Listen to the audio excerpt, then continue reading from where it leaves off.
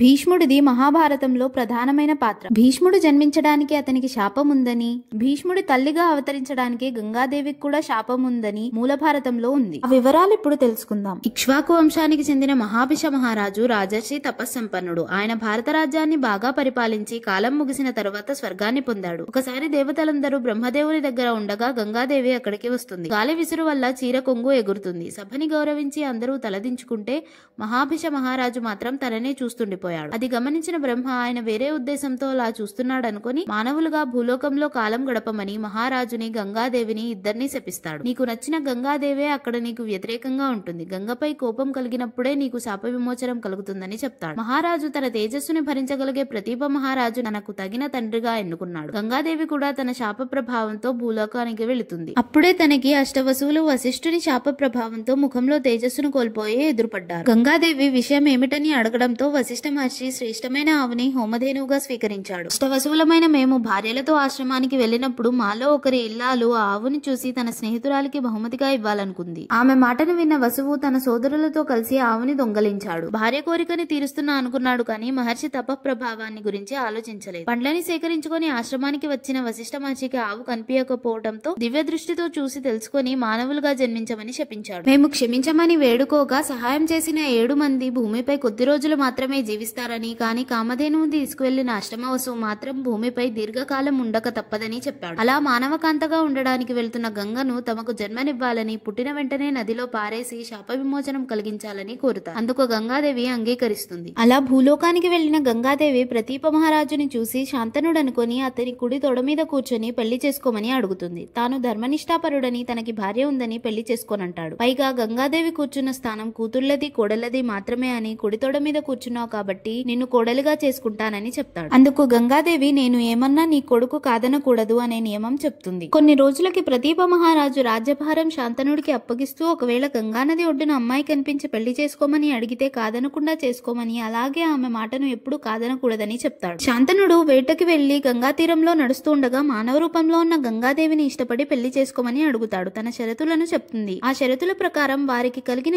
7 సంతానం పుట్టిన వెంటనే నదిలో పారేస్తూ ఉంటుంది. ఆ 7 విషయంలోనూ ఎలాగోలా ఊరుకున్న శంతనుడు 8వ బిడ్డ విషయంలో మాత్రం ఆమెను వారిస్తాడు. గంగాదేవి వశిష్ఠ మహర్షి వసువులకు ఇచ్చిన శాపం గురించి చెప్పి తప్పు చేసిన ఈ వసువు చాలా రోజులు మానవలోకంలో ఉంటాడని చెప్తుంది. ఈ బాలుణ్ణి దేవవ్రతుడు గంగాదత్తుడు అని పిలుస్తారు. శాంతను కుమారుడైన గుణాల్లో ఆయన్ని మించినవాడు. ఈ కుమారుడు పెద్దవాడైన తర్వాత నీ దగ్గరకు వస్తాడు. నేను కూడా నువ్వు పిలిచినప్పుడు నీ దగ్గరకు వస్తాను అని గంగానది అక్కడే కుమారుణ్ణి తీసుకుని అదృశ్యమవుతుంది.